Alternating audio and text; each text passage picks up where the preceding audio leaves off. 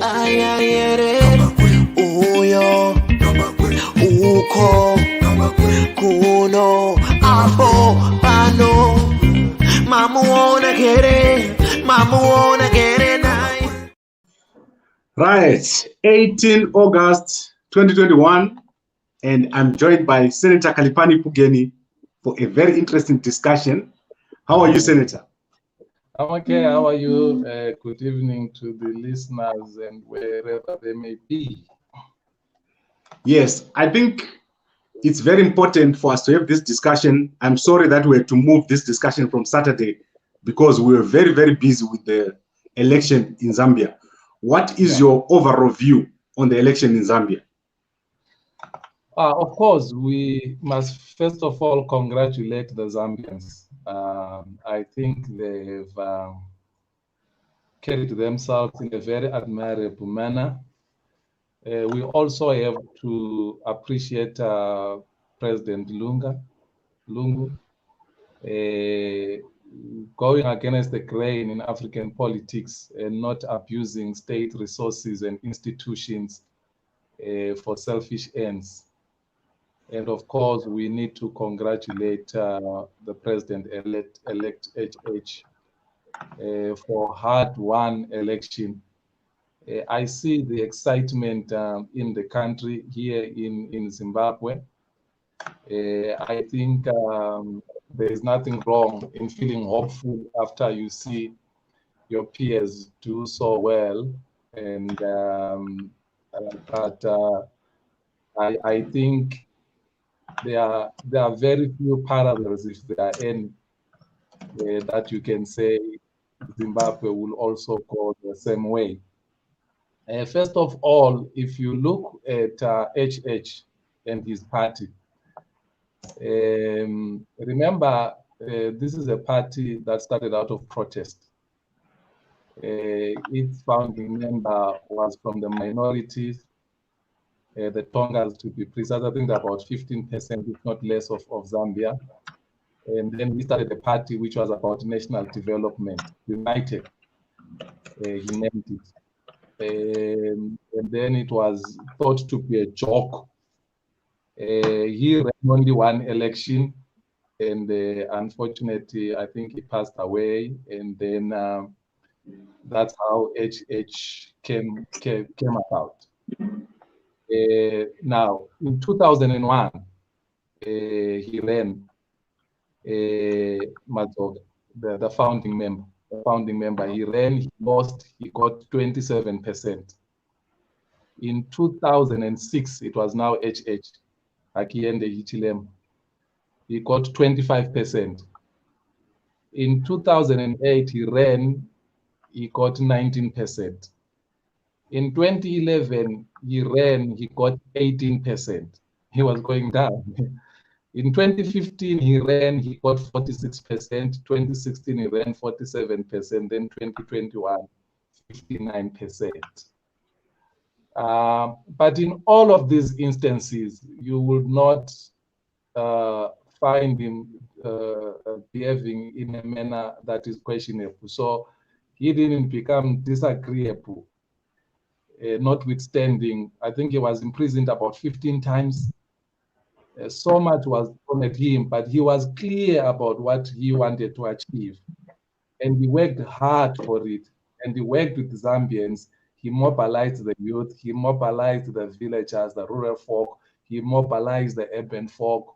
And as you would have noticed, by the way, you were more informed about that election even than SAPC. SAPC didn't know. They didn't even have anyone there. They did it. Every one of those networks, all they do is to always talk about Zimbabwe in a very negative way, but they didn't even have anyone stationed there in Zambia. They didn't even know what was happening. You were actually better informed. But the point I'm making is the men worked hard and his party to where they are today. And you must know, like I've already said, he is also from the minorities.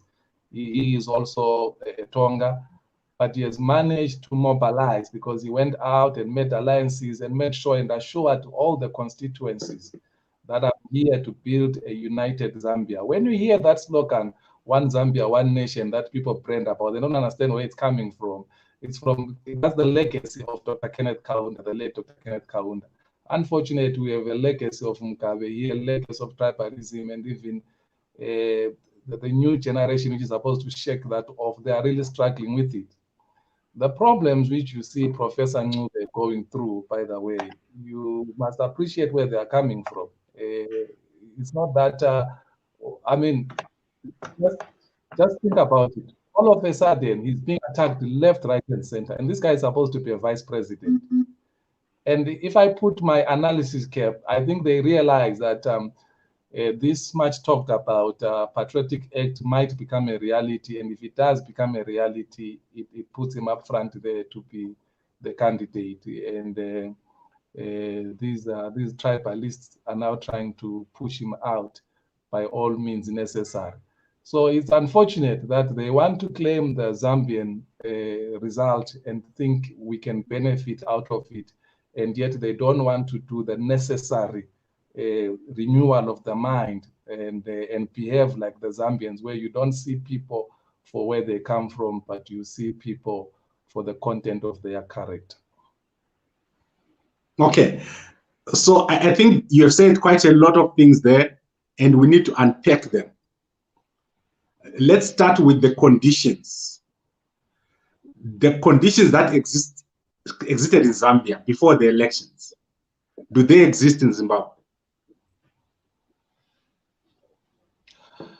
Well, I don't know why you now want us to talk about Zambia, whereas the title said, can an opposition win a presidential election in Zimbabwe? Now you want us to talk about Zambia. That was just an introduction because I saw you put HH's face there and you wanted me to reflect. I've reflected on that. We can put aside this for Saturday, and I can talk to you strongly about the conditions prior to the election and what is happening in Zimbabwe. But today, I very much want to talk to you about the title which you did advertise. No, it's fine. I just thought maybe you would want to use the same. This is the topic of the moment. Yeah. And you can't separate winning the election that happened in Zambia to the strategies that are going to be put forward in 2023. This is going to be very important, in my view. That is why I brought this up. So, with respect, let's look at the Zambia issue, the Zambia election, and then maybe we can move away from there as we go a bit deeper. Hakainde Hichilema, he just won the election. He's just about to be inaugurated on Tuesday. And I would want to press you a bit further on that. The conditions that are there, do you think they exist in Zimbabwe?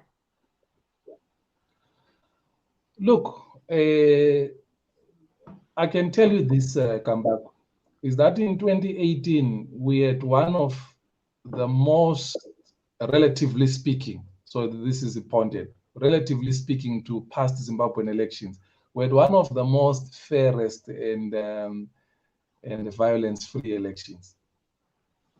You see? So, and you know that the shortcomings of the opposition had more to do with the opposition than the electoral playing field. Was it a perfect playing field? Not by any stretch of imagination. But were there opportunities to win? Yes, they were there. So I'm not sure. If you ask me today, do I want the playing field to be leveled? Yes, I want it to be. But the point I'm making maybe is to say the conditions in Zambia were no more favorable than the conditions in 2018 here in Zimbabwe. Okay, let's start with the candidates in Zimbabwe. The key candidates were there in 2018. Is Chamisa strong enough? Is ED strong enough? Let's say going into 2023, how do you see the candidates that are there? The biggest opposition party, which is there, which is your party, the MDCT. your presidential candidate, Senator Douglas Munzora. These are the people that are going to be put forward. Yeah, you see, I don't want to, because then it will be a bit unfair, you see, because he does have his spokespeople, and because of my proximity to the party, so I don't want to comment about him or his chances or whatsoever. I want to go to the conditions which you have asked me. And I'm saying to you, the conditions in Zambia were no less favorable or more favorable than the conditions we had in 2018. Now, the issues I told you about HH are very, very important. First of all, what do we learn from him? We learn that he had staying in power. That's what we learn.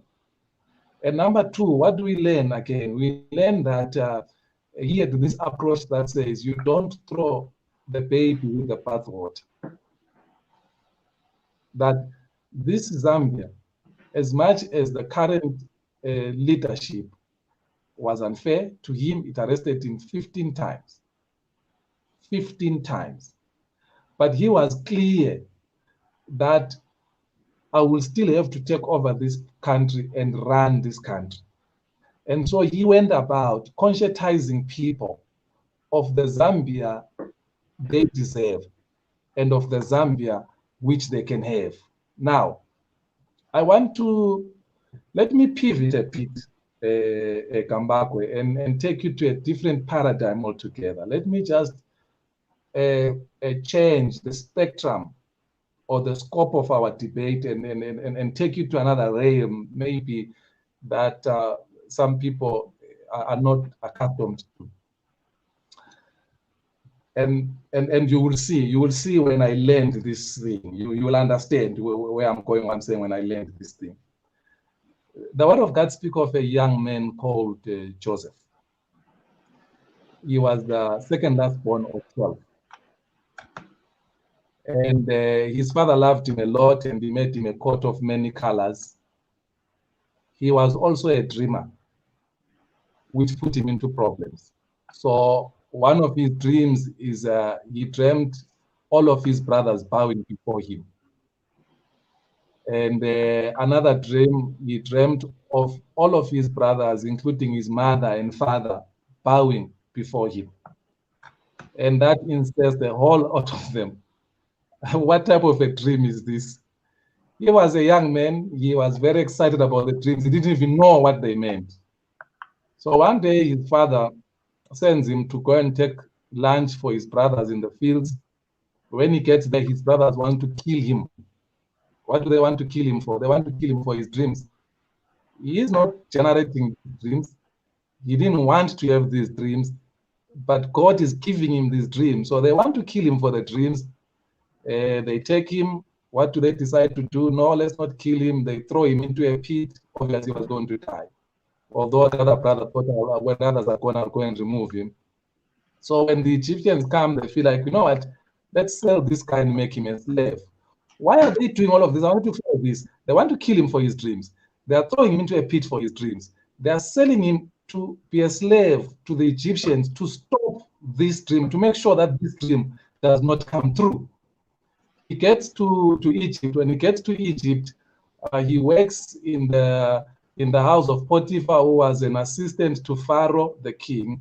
And as he works there, being a handsome young man, Potiphar's wives tries to go after him. He says, no. I have access to everything here except you, my master's wife. He doesn't touch him. That ends him up in prison because then he gets accused of rape and he gets convicted. He is thrown into a prison. All of this is happening in a desperate attempt to stop this man's dreams. So he's seated there in prison. It so happens that one of the prisoners dreamt of something. He interpreted that dream. He got out. He forgot about him until the king dreamt of something and the king forgot that dream. And I said, no, there's a young man who's in prison, who's a slave, who can interpret the dream. He goes to the king. The king calls him out. He says, can you interpret it? He says, no, I can't, but my God, the God I believe in, the God of Israel, can. And then he interprets the dream. And then the king says, no. There is no one as clever as you, and there's a consequence. I'm going to make you prime minister. You see that dream now? The dream they wanted to stop. Eventually, he is exalted to lead a country even as a foreign. Now his brothers, hungry now, dying of the famine in Israel, they go to Egypt to get food. When they get there, they find him, but they don't think it's him because they think he's dead. They think it became nothing of his dream. He tells them that, I am your brother. And they are stricken with fear that he's going to revenge. Now, I'm coming to the end of this story. Listen to what he says. I think it's Genesis 45, verse 5. He says, no. Don't be angry with yourselves, because this, you didn't do it. You never sold me. You never tried to do anything. But as a matter of fact, God sent me ahead to save lives. Now, what am I saying to you, Kambakwe, and the greater populace of our listeners? To win a presidential election, you must have a desire to save lives. It must be more than the fame that comes with it. It must be more than the comfort that comes with it. You see, another character in the Bible, it's Moses. The Bible says when he was of age, in other words, when he was grown up, he refused to be called Pharaoh's daughter's son. And he chose to suffer affliction with the children of God because he knew that the pleasures of this world, of the kingdom, then were for a temporal season. So if you are going to lead people, and these are God's people, there must be a desire to suffer with the people of God. There must be a desire to lift them up from where they are. But most of us, we want these positions just for our own self-gratification. And you can see when you go through the CV of HH that there was a desire to pull Zambia out of the quagmire and the poverty that our neighbor Zambians were going through. Okay, I think you're focusing on the candidate, so I want to go a bit deeper in that. Is there someone in Zimbabwe right now, besides the current president, who has got a similar CV to HH? Well, I don't know, because I want to leave that to the voters. What I have done is I have tried to elevate our thoughts to more than characters, you see, and I have tried to put what are the ideals, or what an ideal leader looks like. An ideal leader looks like one who says, your comfort and your needs, they come first more than my comfort and my needs. Who has demonstrated that? That's what you are looking for. In whatever little sphere of influence they find themselves in. I'll give you an example with myself. Let me try with myself. So right now, I've been given this little corner of being a member of parliament. So you need to look, you need to go to the Hansard and say, what has been his contribution? Has his contribution been furthering the needs of the bourgeoisie or of the downtrodden? Then we begin to see. So all of us have had our own spheres of influence. That's where you need to look and ask for that question to say, do you find the poor here finding expression in the words and actions of this man, or this man is seeking self-glorification and exaltation of himself? Okay, but you need to remove an existing president the same way that Lungu was beaten almost by 70%. Do you think, given the opposition in Zimbabwe, this can happen? Can you honestly say the Zimbabweans are going to vote in such large numbers for an opposition figure, given what is existing right now with the opposition? You know, this morning I was at the airport, and you know, this thing of being on platforms like this, it's good, but sometimes a problem. So I was easily recognized, and I chat with few people until this one young man really took a long interest in me, and we had a long discussion. And he asked almost similar questions. He wanted to find out if there could be a repeat of Zambia in Zimbabwe. And I said to him, this is what I said to him in my conversation. Ironically enough, I didn't know we were going to, because you didn't give me this topic until I saw it flying all over. And I said to him, you see, the challenge you have is that we have just passed June now, or rather the winter season, and there were no power cuts. There were no power cuts, relatively speaking. They were there here and there, but you couldn't say much about them. There were no power cuts. I was looking at this bridge around a highway. It really has gone for quite a distance. I also go to the shops around here. So I make it a business, Kambako. I try by all means to make them a business that I buy locally produced goods, because I have that appreciation that if I buy imported goods, I'm actually exporting jobs. So I always try and buy locally produced goods. Now, if you go to the shops, you will see that there are a lot of domestically produced goods. So what does that mean? That means if those goods are produced domestically, which means those jobs are here. So there is a danger that very soon we are going to struggle, because you're going to be sitting with a government that is producing jobs, that is developing infrastructure, and if you look at this hegemony in the rural areas, you just look at that hegemony in the rural areas and the inroads they are making in the urban. So as I said to the young man, I'm scared. I'm scared that repeating Zambia may be a bridge too far for us right now. But if you go back to what I said to you, there's nothing too far, or there's nothing impossible for God to do. When they wanted to kill Joseph for his dreams, God, who cannot fail, made it possible. So it's possible in Zimbabwe. If you find the Joseph, if you find the Moses, it's possible. But if you don't find those people and we are dealing with flesh to flesh, flesh to flesh, no spiritual world there, no God involved, flesh to flesh, the hegemony of the ruling party makes me shiver. Okay, let me now go to a related topic, but slightly out of the topic. The former national team captain of Zimbabwe, Peter Ndlovu, is rumored to have started the political party, or People's Party, and he intends to contest in 2023 elections, according to the posters that have been flying around. Do you think he's the kind of person that could be a national leader, but from a smaller tribe than the majority?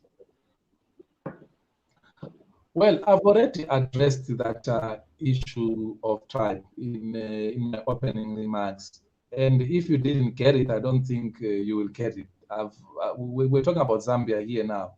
He's one of the least tribes in Zambia. That's the president that the world is celebrating now. Same next door here in South Africa, where even I think last year, I think he sent 2 delegations. He sent one from his own party, the ANC, sent another one from government, which to me really was an insult. Coming here, almost treating us like we're a province of South Africa. Right now, the same SAPC and all these loud mouths which speak in this country always when there's something which happens, and always rush there as if those people know better than us. Over 350 people died, emanating from a political disagreement.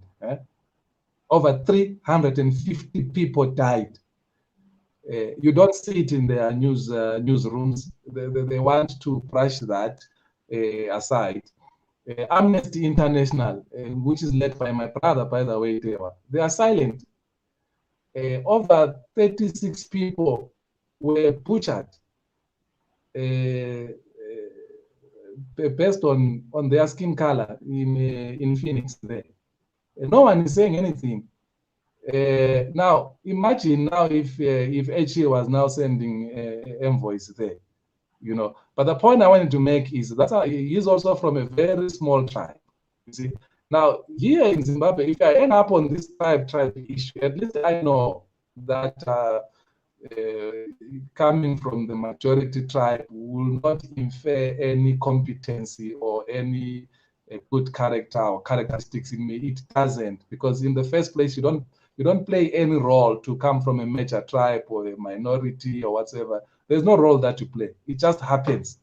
Now, if you see somebody celebrating that and elevating that to a level where they think that then therefore it says you're competent or you're gifted and you're special, then you know that person needs mental development.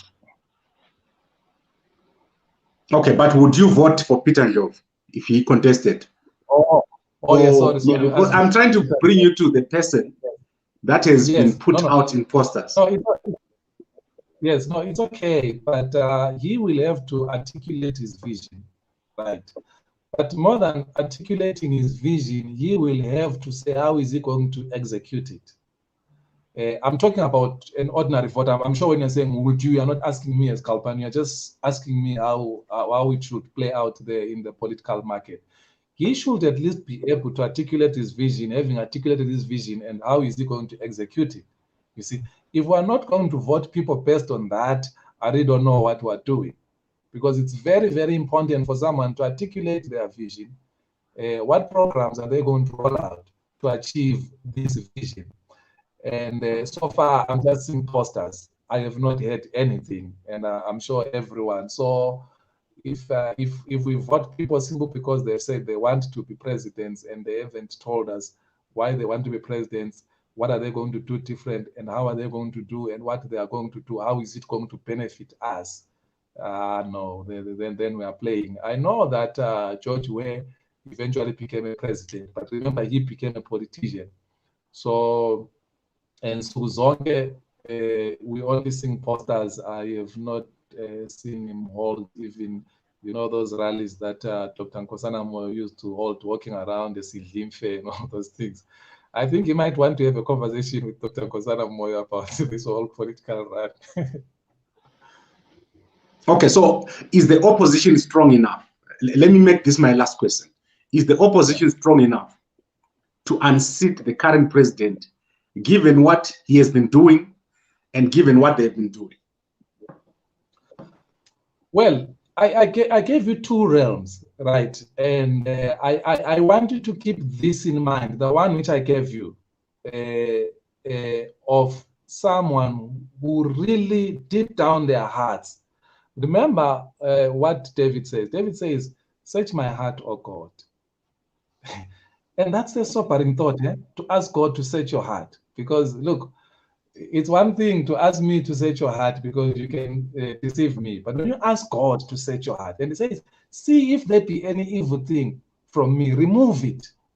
You see? And that is why later, I think it's 118, Psalm 118, verse 8, he ends up saying, it is better to trust in God than kings and princes and all those things.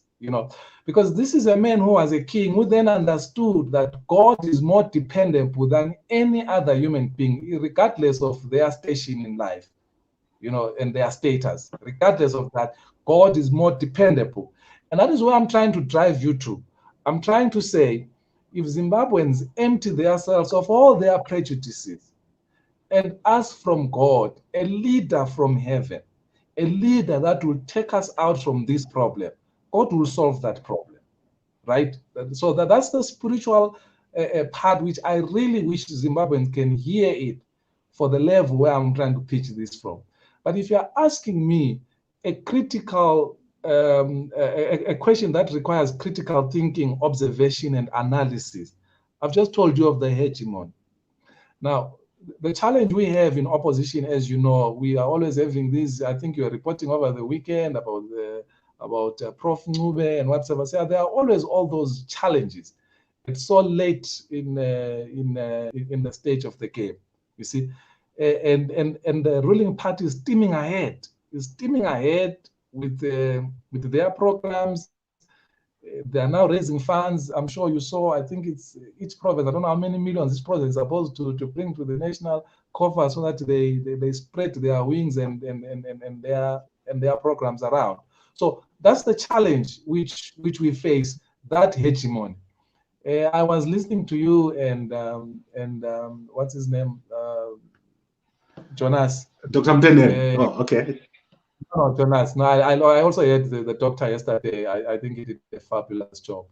I was listening to you, Jonas, last week talking about the best social media. You know, I think the other problem that you are going to have with Jonas is to exaggerate things as far as the ruling party is concerned.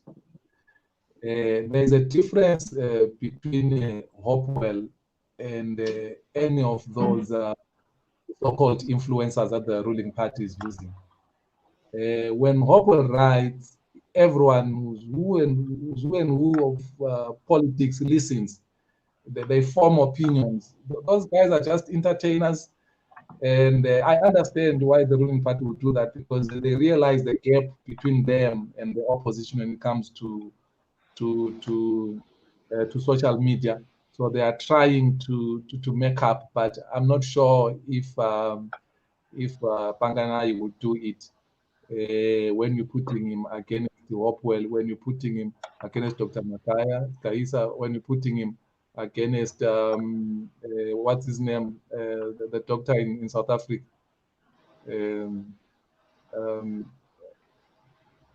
Well, his name escapes me. Ruanya, yeah. When you put him against Dr. Ruanya, I don't think that they will stand a chance. So I think that this is my observation when I come back, and I could be very wrong. This is not gospel. I think whether wittingly or unwittingly, you have fallen into what I think Karl Marx would call the superstructure. So that media which is used to give this false sense of consciousness, to say no, everything is okay, there's fairness, there's this and that, and whatsoever. So that's my fear, that's my observation, which may be wrong, but I think you are writing out the opposition quite too early, unnecessarily so. Okay, I just think we've done a lot of talking about people and the environment, but we have not talked a lot about the strategy. And I think this is something that we need to talk about as time goes on. What do you think are the lessons for the Zimbabwe opposition from the election in Zambia? Is tell no lies and claim no easy victories. Tell no lies, claim no easy victories, and have a program for the people and go and sell that program.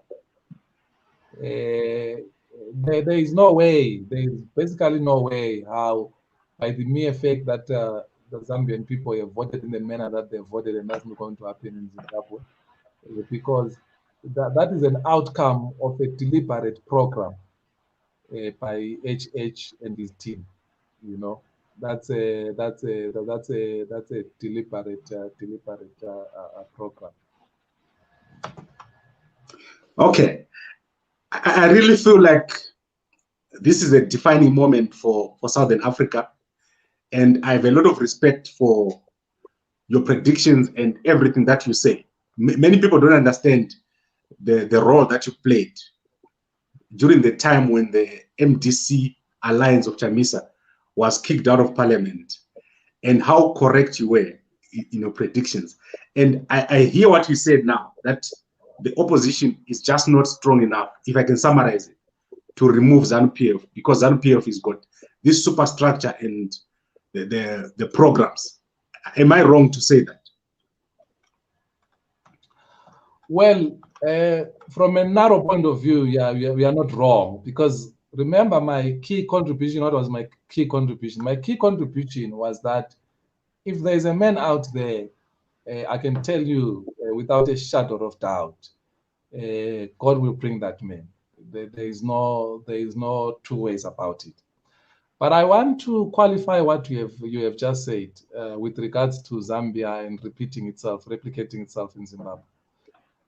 Don't underestimate the value of money. Remember, HH is moneyed. Money is the oil that oils this election engine or the political engine.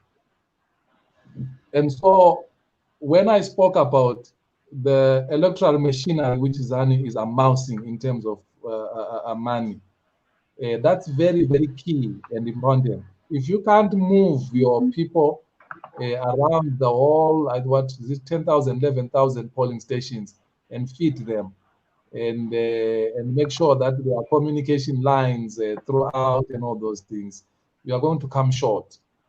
So that's another element that I think as people are excited, thinking that it will mean well for Zimbabwe, they must also look at the financial mass of HH and make sure that it's there. So unfortunate for other candidates, because in 2018, I ran under a candidate who had no money, who had to sell her house.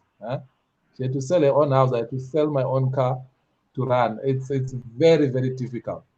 So really for 2023, people must start looking for resources now. There is no way you can win an election without a resource.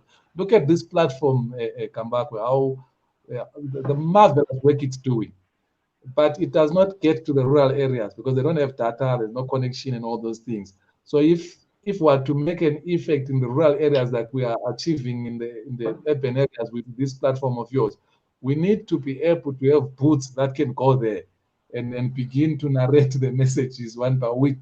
Whether we have money to get gadgets and download a lot of programs there and send it to people, but basically I'm saying money, money, money. Without money, you can't win a presidential election. Maybe let me close by saying this as a way of advice to us as opposition parties. The obsession with the presidency, I understand it. I understand it from a point of power and influence and ability to carry out things.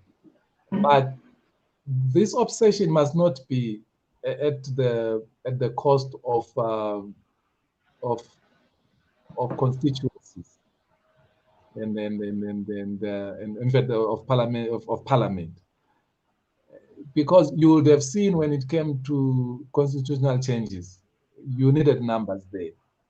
Even just on ordinary programs, we have this law. You remember the law of firing workers. It's just a law which you can change with 50+1 in parliament. We don't have, right? So right now in Zimbabwe, no matter how many years you worked for the company, they can give you a 3 months notice and you're gone.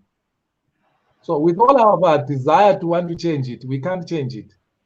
Because we're pursuing the presidency and the parliament, the ZANU has got a 2/3 majority, you see. So while we are pushing for this presidency, well, good and fine, you must also put yourself in a position, if we're emulating Hachileng, if we're emulating HH, you have a parliamentary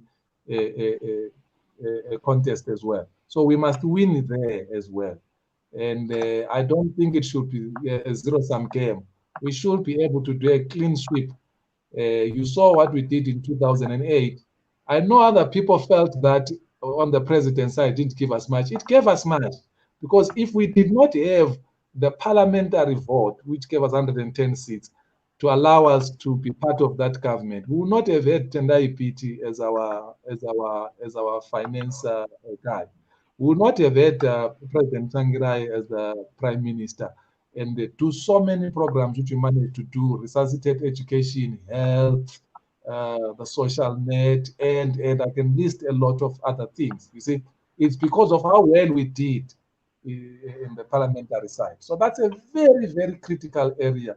If we had time, I'll discuss to you about strategies on what to do with the diaspora vote, even though they can't cast their vote. There's a lot that can be done there. That can work in the opposition's favor to win come 2023. But that's a discussion for another day. Okay, before you go, I want to ask you a question about the new slogan that the MDC Alliance has started today, which is Chamisa Ngapinde. What do you think about that? Of course, look, let me tell you one thing that wins elections, Kambakwe. It's the energy. It's the energy, and that's why I'm saying don't write anyone off. If we wake up in the morning and I don't see what can stop us, if we wake up in the morning and we get enough energy behind our candidate, they will sail through. Because it's about the energy, it's about what we have, what is the driving force, what is the pushing force. So if they can organize and galvanize people and make that their rally call and it works for them, all the best.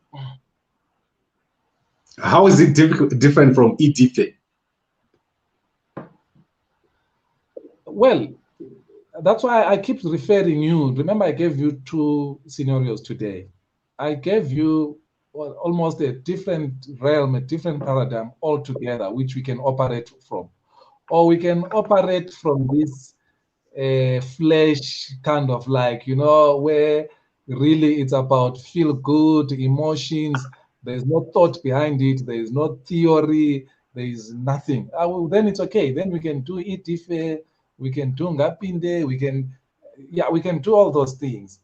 And we'll be here. We'll still be here 5 years down the line or 3 years down the line. But if you, let me put this as my closing part. Zimbabweans must accept that there is a God in heaven who is in charge of the affairs of men. Now, that's a very deep statement, by the way. So just take time to try and understand what I'm saying. There is a God in heaven who is in charge of the affairs of men. If you understand that, then you will see where our country is going to go. Okay, I think we have talked enough, and I would like to talk about more things to do with strategy, as you mentioned now, because I think you've got a lot to give. So maybe the next time when you come here, let's talk about the opposition strategy going forward. Is there anything else you want to say before we close? No, I want to really congratulate the Zambian people, Dr. Lunga, the outgoing president, and the incoming president. I think they've done well for us. They are a good example to emulate. And so you will see that I congratulate the Zambian people because I think the Zimbabwean people have to emulate that. I congratulate the outgoing president because in the event that there is going to be a change of government. That's what we expect, and the incoming and everything.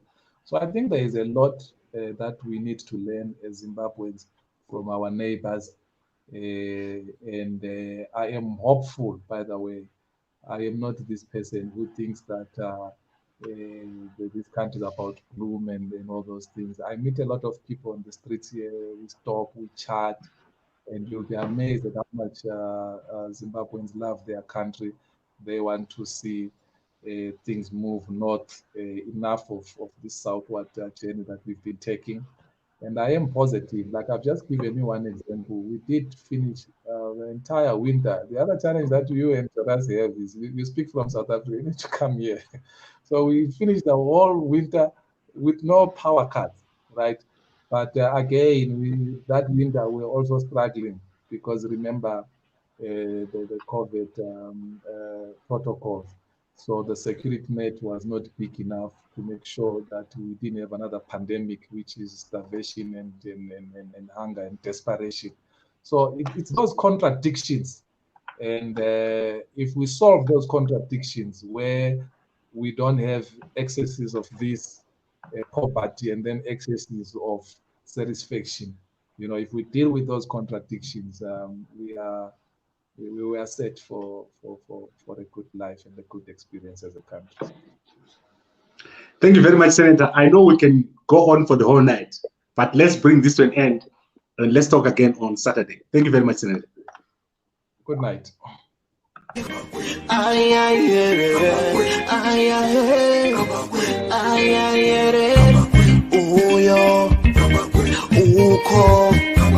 Kuno abo bano mama wanna get it nice.